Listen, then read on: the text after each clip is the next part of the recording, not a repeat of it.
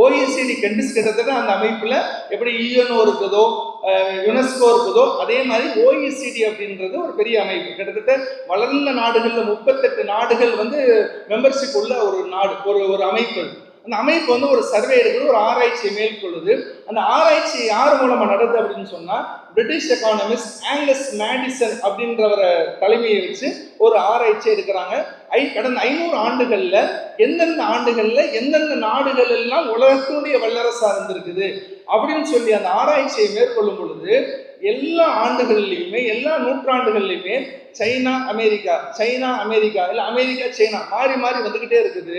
ஆனால் 1700ல உலகத்தினுடைய வல்லரசா இந்தியா இருந்துச்சுன்னு ஒரு பதிவு போடுறாரு.